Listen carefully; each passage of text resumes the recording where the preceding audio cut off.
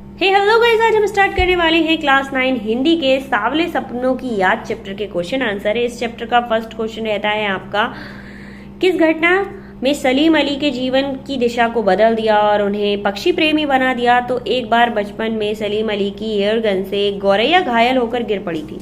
इस घटना से सलीम अली के जीवन की दिशा को बदल दिया। वे गौरैया की देखभाल, सुरक्षा और खोजबीन में जुट गए। उसके बाद उनकी रुचि पूरे पक्षी संसार की ओर मुड़ गई। वे पक्षी प्रेमी बन गए थे। इसके बाद आता है हमारा question number second, Salim Ali ने पूर्व प्रधानमंत्री के सामने पर्यावरण से संबंधित किन संभावित खतरों का चित्रण किया या फिर खींचा कि जिनसे उनकी आंखें नम हो गईं।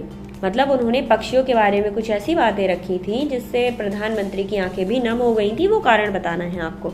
इसका आंसर आपको यहाँ दिया गया है एंड पढ़ लो, समझ लो, जैसे समझ आता है स्क्रीनशॉट ले लो, वरना मेरी इंस्टा आईडी जिसका नाम है rstudy_10 और जिसका लिंक डिस्क्रिप्शन में दिया जाता है, वहां जाकर आप इसके PDF लिंक को भी मुझसे ले सकते हैं। अदरवाइज इसकी शॉर्ट समरी, डिटेल समरी को देख लीजिए, जिससे आपको सारे क्वेश्चन एकदम से रट जाने हैं।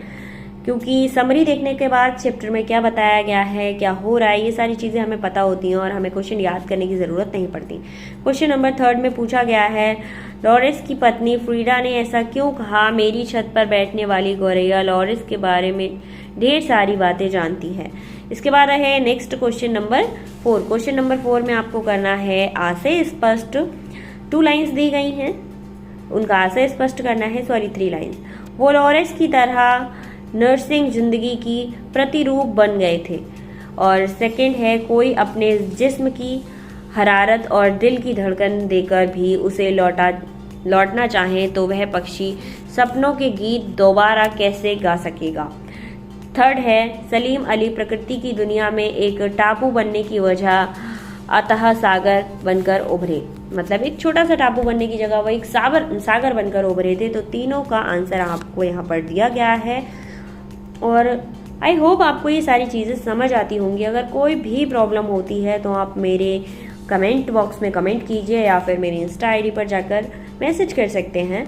इसके बाद आता है हमारा नेक्स्ट क्वेश्चन नंबर 5, जिसमें आपसे पूछा जाता है, इस पाठ के आधार पर लेखक की भाषा शैली की 4 विशेषताएं बताइए। तो 4 विशेषताएं बतानी हैं आपको।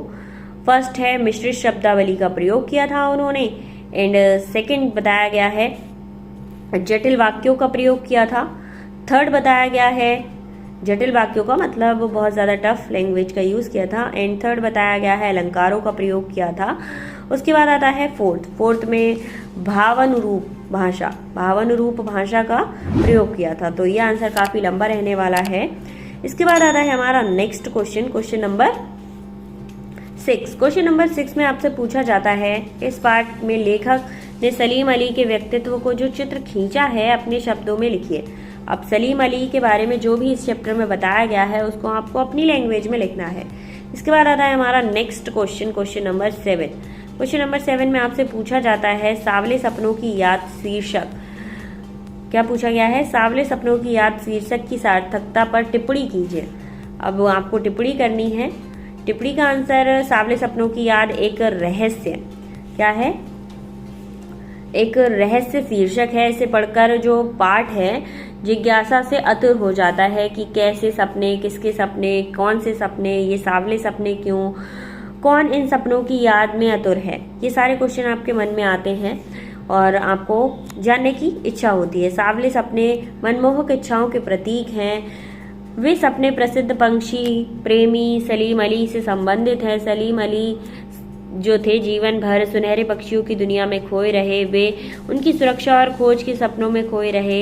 ये सपने हर किसी को नहीं आते। हर कोई पक्षी प्रेम में इतना नहीं डूब सकता। इसलिए आज जब सलीम अली नहीं रहे तो लेखक उन सावले सपनों की याद आती है जो सलीम अली की आंखों में बसते थे। उस शीर्षक को सार्थकता देते हैं, किंतु गहरा रहस्यात्मक है। चंदन की तरह घिस घिस कर इसके अर्थ तथा प्रभाव तक पहुंचा जा सकता है। तो ये थे इस चैप्टर के 7 क्वेश्चन। आई होप आपको सारी चीज़ समझ आई होंगी एंड आपके फ्रेंड्स को इसकी ज़रूरत है तो शेयर ज़रूर करना। मिलते हैं नेक्स्ट वीडियो में न्यू चैप्टर के क्वेश्चन आंसर्स के साथ।